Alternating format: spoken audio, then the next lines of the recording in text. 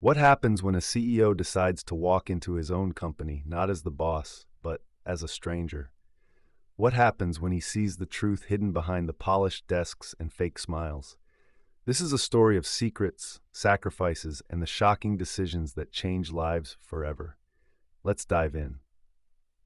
The story begins with Garrett Monroe, a self-made billionaire and the CEO of Monroe Realty, one of the largest real estate companies in the country. Garrett was a man of discipline, hard work, and a heart that believed in second chances. But lately something felt off. The company's profits were soaring, but the energy in the office felt hollow. Reports of unhappy employees and poor customer service had started to reach his ears. Garrett was a man who valued truth above all. He didn't want to hear it from his managers or read it in reports. He wanted to see it for himself. So he made a bold decision. He would go undercover as a new employee in his own company. He changed his appearance, cut his hair, wore simple clothes, and even practiced speaking differently. He introduced himself as Greg Miller, a middle-aged man looking for a fresh start. His plan was simple: work alongside his employees, understand their struggles, and uncover the truth. Garrett walked into the office on a Monday morning, his heart pounding. The receptionist, Miles, greeted him with a tired smile. "You must be Greg. Welcome to Monroe Realty. Let me show you around." As Garrett walked through the office, he noticed things he had never seen before. The employees looked stressed, their faces drained of enthusiasm. The cubicles were cluttered, and the air felt heavy. He was introduced to his team: Bryce, the team leader; Trent, the ambitious but overworked agent; and Landon, the quiet one who always seemed lost in thought. Garrett's first task was simple: cold calling potential clients. But as he sat at his desk, he overheard conversations that broke his heart. "I haven't seen my kids in days," Bryce muttered to Trent. "This job is eating me alive." "I know," Trent replied, "but what choice do we have? If we complain, they'll just replace us." Garrett's chest tightened. He had built this company to empower people, not break them. Days turned into weeks, and Garrett saw more than he had bargained for. He noticed how Bryce, the team leader, was drowning in pressure. Bryce had a sick father at home, but couldn't take time off because he feared losing his job.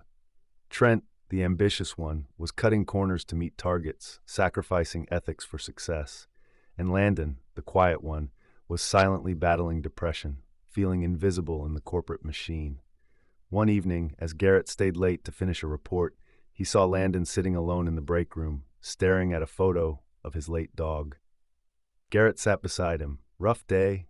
Garrett asked gently. Landon sighed. "Every day feels the same. I used to love this job, but now it's just a paycheck." Garrett's heart ached. He realized the company he had built was no longer a place of dreams, but a prison of stress and fear. One afternoon, Garrett overheard a conversation between Bryce and Trent.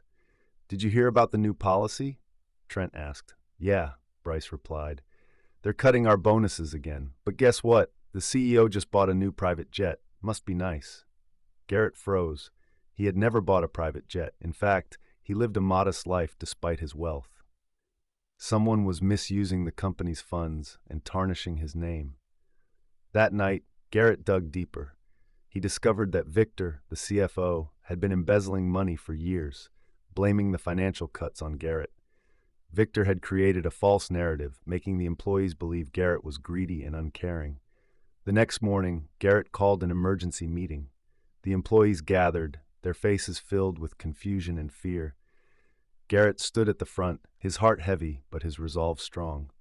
"Thank you all for coming," he began, his voice steady. "I have something important to share. My name is not Greg Miller. I'm Garrett Monroe, your CEO." The room erupted in gasps.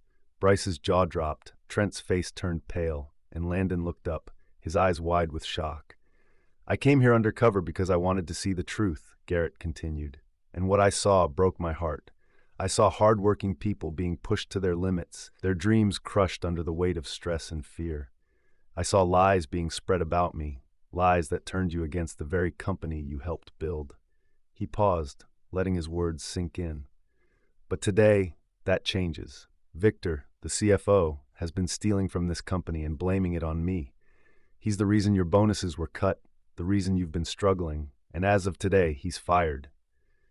The room was silent. the weight of the truth hanging in the air. Garrett took a deep breath. But firing Victor isn't enough. I failed you as a leader, and for that, I'm deeply sorry. So I've made a decision. Starting today, we're restructuring this company. No more unrealistic targets. No more cutting corners. We're going to build a workplace where you feel valued, where you can grow, and where you can be proud of what you do. He looked at Bryce, Trent, and Landon.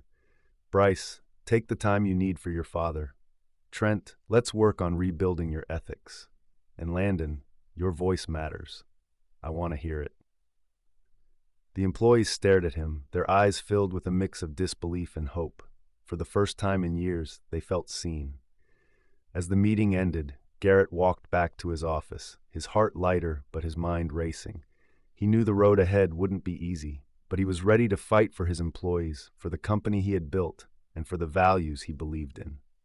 That night, as he sat in his modest apartment, he received a text from Landon. "Thank you, Garrett. For the first time in years, I feel like I matter." Garrett smiled, tears welling up in his eyes. He knew he had made the right decision. Sometimes the hardest truths lead to the most beautiful changes. Garrett Monroe didn't just fire his employees that day. He gave them a second chance.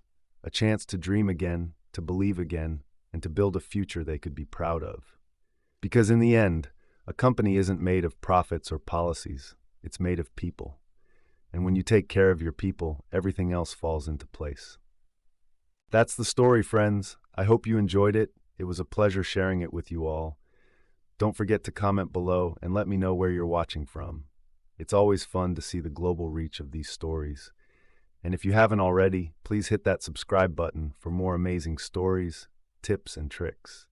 Thank you for watching, and I'll see you in the next one. Bye. If you'd like to show some extra love, tap the 3 dots near the share button and send a super thanks.